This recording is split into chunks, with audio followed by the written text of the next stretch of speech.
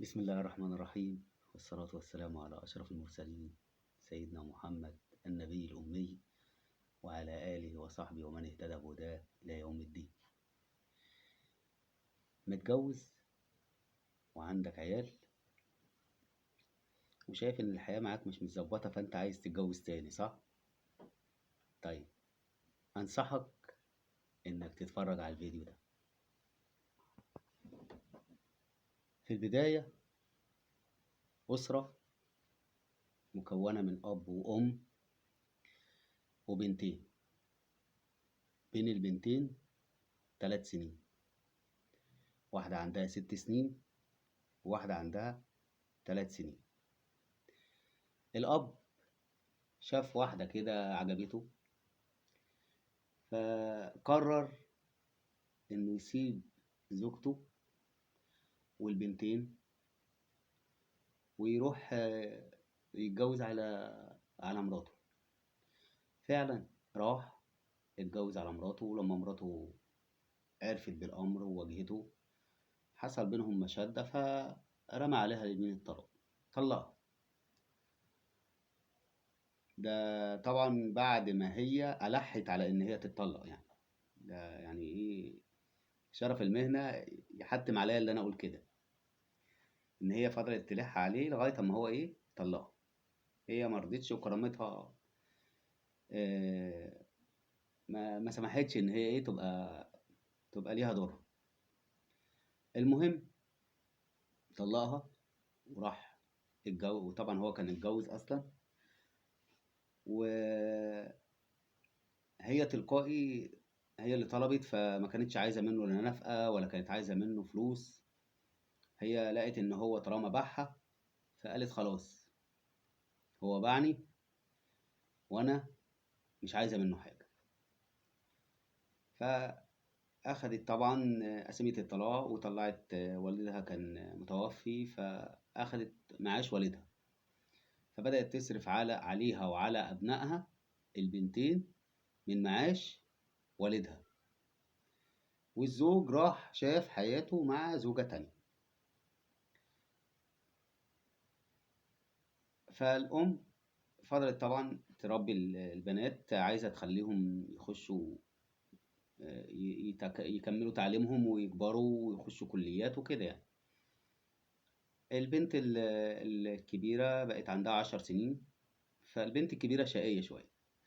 فبعدين الطليقة كلمت طليقها وقالت له دلوقتي في الصيف، أنا في الشتاء بشيل البنات مدارس وكده إنما في الصيف بنتك الكبيرة شقية أوي، خليها تقعد عندك فترة الصيف، وفي الشتاء أنا هاخدها علشان إيه؟ علشان المذاكرة وكده، لكن لازم تشيل عني الحمل شوية في بنتك الكبيرة عشان بنتك الكبيرة شقية. فوديتها له، قعدت هناك في بيت مرات أبوها 3 أيام بالعدد. في اليوم الرابع أبوها بيفتح المفتاح، بيفتح باب الشقة ودخل، فمراته بتنادي عليه بتقول له إيه، تعالى عايزاك جوه. فالبنت قاعدة في الصالة وهو إيه دخل أوضة النوم يشوف مراته عايزة إيه.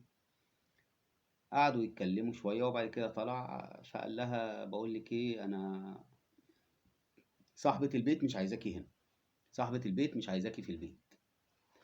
طب ازاي يا بابا؟ طب ايه اعمل ايه؟ طب يا بابا قال لها لا، انا هوديك عند مامتك، انت شقية وانا هوديك عند مامتك. قالت له اللي تشوفه يا بابا. الراجل يتصل بطليقته، طليقته تقول له لا انا مش في البيت، انا في الشغل او بره البيت وهاجي اخر النهار. المهم جه اخد البنت، لان هي خلاص هي مش عايزاها تقعد. اول ما دخل من باب الشقه وهي مش عايزاها في البيت، خدها معاك وانزل دلوقتي وديها في اي حته. اللي هو ايه اخدها، كان الكلام ده الساعه 4 العصر. نزل قعد يتصل طليقته تقول له انا مش في البيت، وهي اصلا في البيت على فكره. فاللي هو ايه عايزه تدوخه شويه، يعني توري له ان انت ايه شيل المسؤوليه شويه، ودي بنتك زي ما هي بنتي. فالمهم ايه، طبعا قعد كل فين لحد الساعة 10 بالليل. الساعة 10 بالليل اتصل بيا، قالت له انا في البيت. فراح عطلها البيت. قالت له على فكرة انا في البيت هنا من الصبح، انا ما طلعتش من البيت، بس انا حبيت بس اوري لك هي بنتك شقية قد ايه، وانت سايب لي حمل وانا شايلاه لوحدي، ولا بتدفع جنيه ولا حتى بتبص على عيالك. انت لما بتيجي في العيد بتبص على عيالك من تحت، ما بتطلعش البيت، وبتديلهم اللي هو ال 200 جنيه ولا حاجة العيدية، وبتاخد بعضك وبتمشي. فحس بينا شوية. هو كلامها بيضرب بيه عرض الحائط، ما مش شغله حاجة. هو خد بعضه ومشي. روح يا ايام وتعالي يا ايام، والبت الكبيرة دخلت اخدت الدبلوم. وبعد ما اخدت الدبلوم، كان الدبلوم ده مش هي اللي كان نفسها فيه. فبعد ما خدت الدبلوم رجعت تدرس دبلوم تاني هي كان نفسها فيه من الاول، او معهد، دخلت معهد. فالمهم هي دخلت معهد، واختها دخلت اولى كلية. المهم ايه، جينا البت الكبيرة تعبت.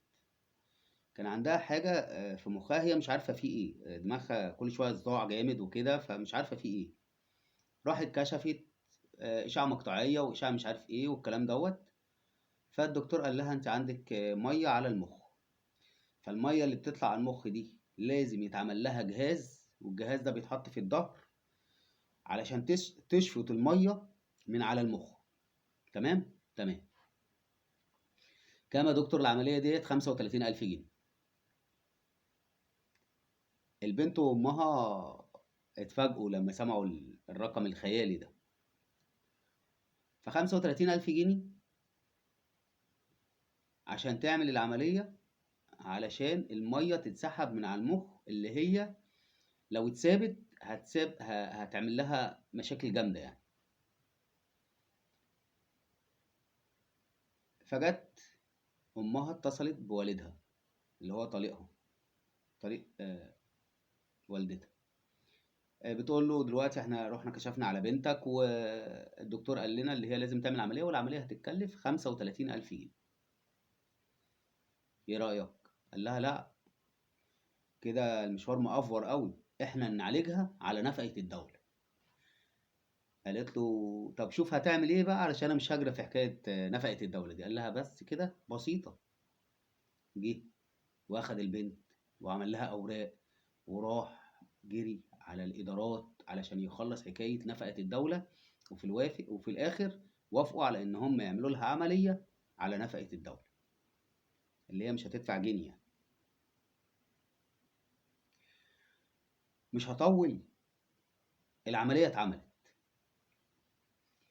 وبعد ما العملية اتعملت، البنت بعديها بأسبوع تقريبا البنت حست بألم في ظهرها، مكان الجهاز اللي محطوط يعني قريب من القطنية كده، فوق القطنية بشوية.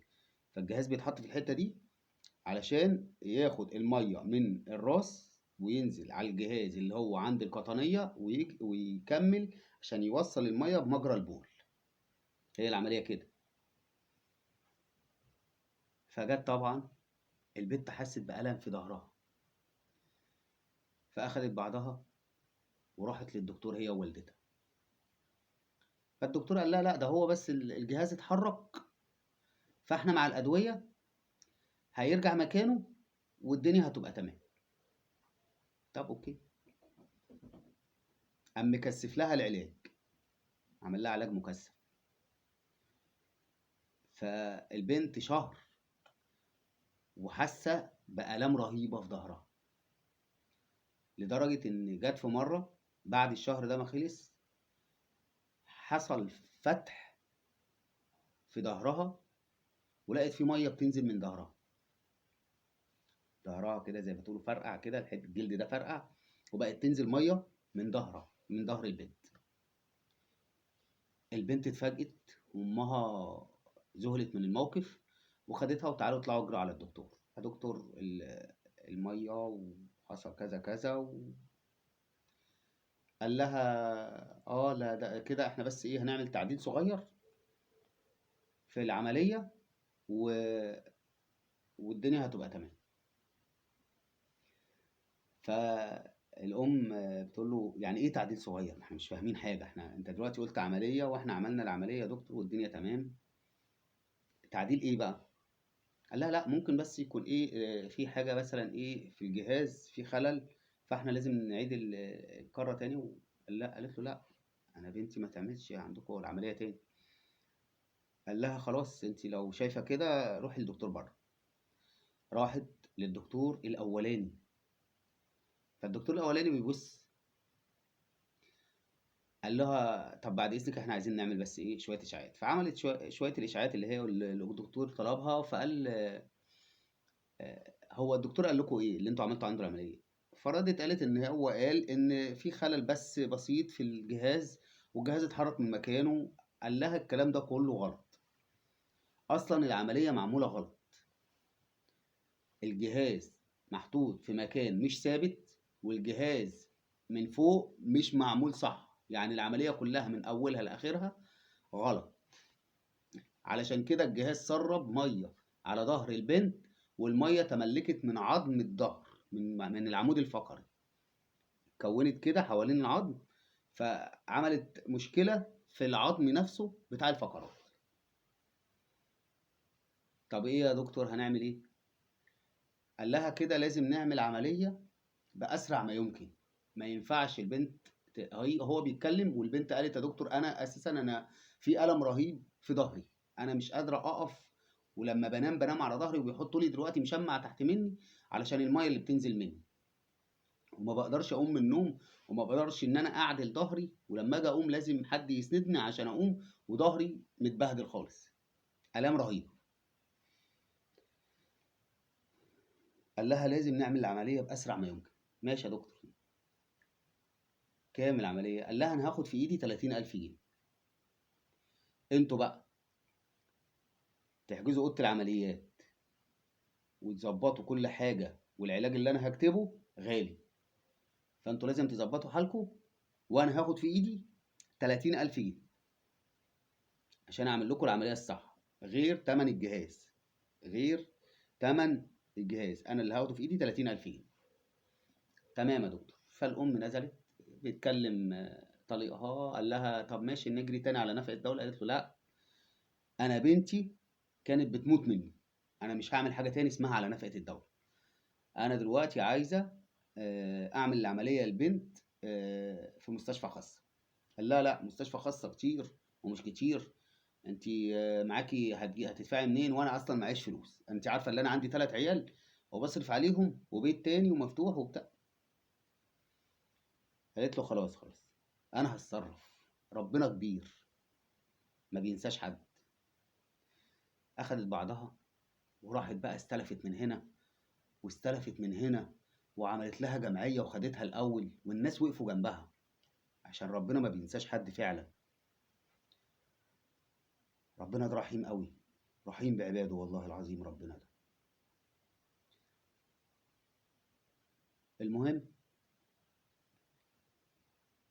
عطت جابت حق الفلوس اللي عايزها الدكتور، وراحت حجزت الغرفة بتاعت العمليات وظبطت حالها الست على ان البنت تعمل عملية وتحدد لها يوم العملية، والبنت عملت العملية.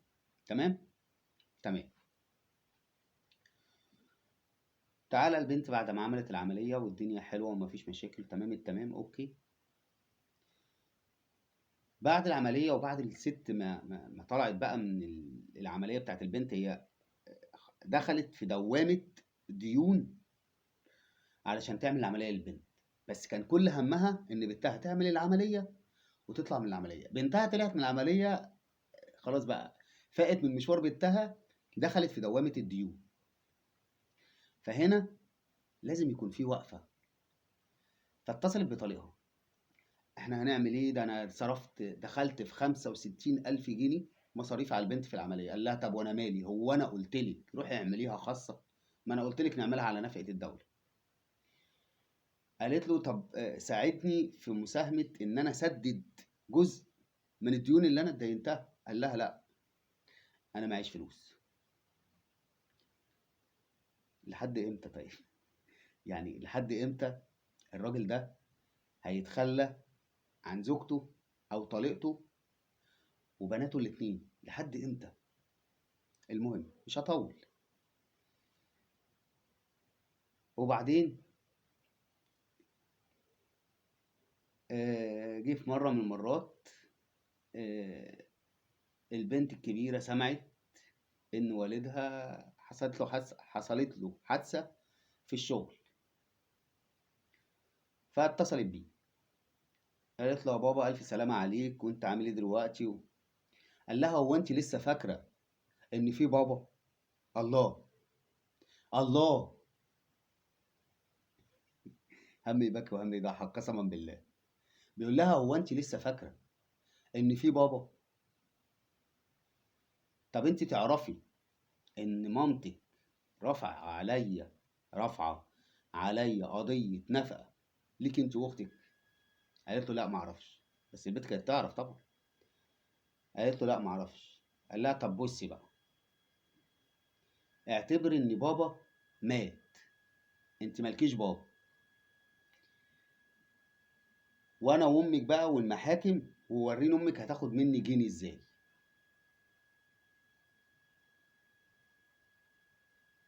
بالله عليكم، انا عايز رايكم في راجل